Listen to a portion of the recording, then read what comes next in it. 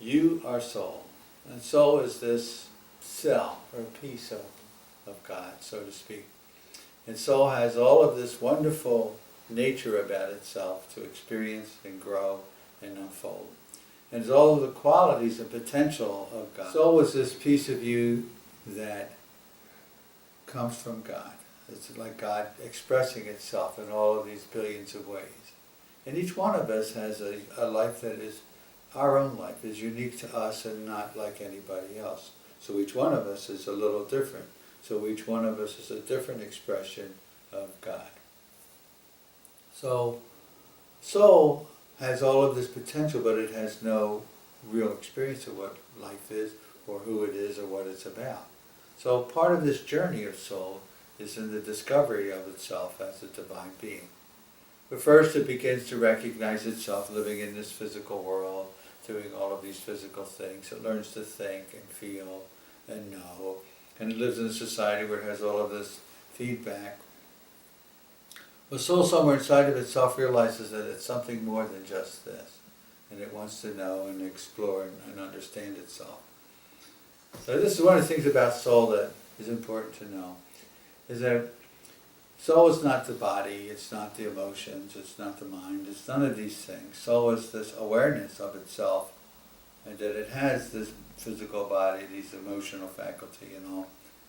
And for the longest time, soul thinks it's the body, and it thinks it feels, or all of this. But what it really is doing is soul is becoming aware. And the part of itself that's consciousness is only aware or conscious of of the world that it's in. Soul was created by God to expand life, to grow life, to become more. And so every soul has this unique journey that they're on to discover themselves and to discover life for, throughout eternity. The concept that we have on earth is we think that we're limited by one lifetime or one body and that's it, or we go to heaven. And life is not about that.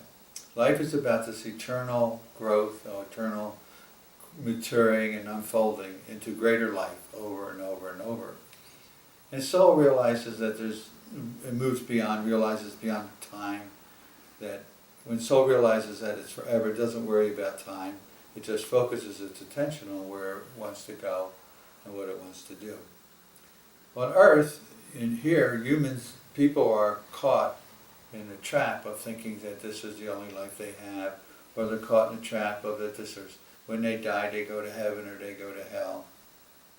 When the fact of the matter is that soul never dies, that the body dies, and then soul, as it acquires consciousness, begins to realize and desire to explore more and more of creation. And so soul may leave here, go to another world, then may go to another dimension of living, whatever it is that soul has acquired or learned over its lifetime of experiences. So, the purpose of soul is to live. The purpose of soul is to live all of the life that it can. The purpose of soul, which is most important, is it's important that soul begins to realize that as a part of the divine, it has the same qualities, the same potential that God has. It can be all loving, all knowing. It has no death. It is forever experiencing. But the most important thing that it has is that its ability to create and co-create with the things that are here. So the soul's journey is to unfold, become aware of itself as this part of the divine, and then learn how to take itself and live life from itself and not live life from the world that it's in. If we look at the world that we're in, most people live their life as the reaction or the effect of the world. But soul, as it becomes conscious of itself, begins to make decisions and begins to live life as the cause rather than just being the effect. As soul learns to do this, it learns to put its worlds in order, like its physical world. It learns to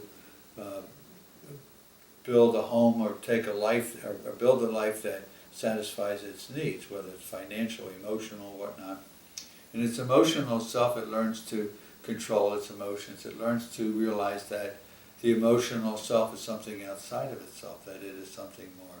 And as soul grows and unfolds in these worlds, it begins to realize itself as more and more and more than the life that it's living.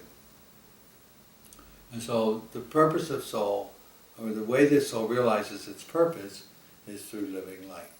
And so as we learn to live life as the cause of our life, and we learn to examine our life and not be the effect, then we are becoming a greater awareness of ourself as soul. To sum it up, the purpose of soul is to realize itself as a part of the Creator, and to realize that it has all of these wonderful things about itself that it doesn't focus its attention on.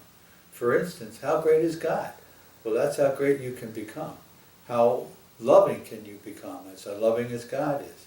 So we learn to focus our attention that all of these wonderful qualities that we assign to God are really qualities that we assign to ourselves. And if you want to become and grow and unfold this soul, then you want to be able to recognize that you have this divine heritage, and that it's really part of your nature to be close and unfold and grow into this state of where you are aware of yourself as this divine piece of God. And that your life is designed to be able to experience life from that point of view. So it's important that you realize that you have this divine quality, that you have this love and goodness and naturalness, and also to realize that soul is self-contained. It has within itself all of the creative talents and all the creative abilities, and can actually create the kind of life it really wants to live. It isn't subjective to what the outer world is saying that it is. So it's very important that soul gets to that point that they understand themselves as this piece of God, and that their whole life is all about learning that. And it's all about unfolding into it, and it's learning how to apply it in our daily life. So, the nature of soul is to increase its awareness of itself as a divine piece of God. And that is the purpose of life.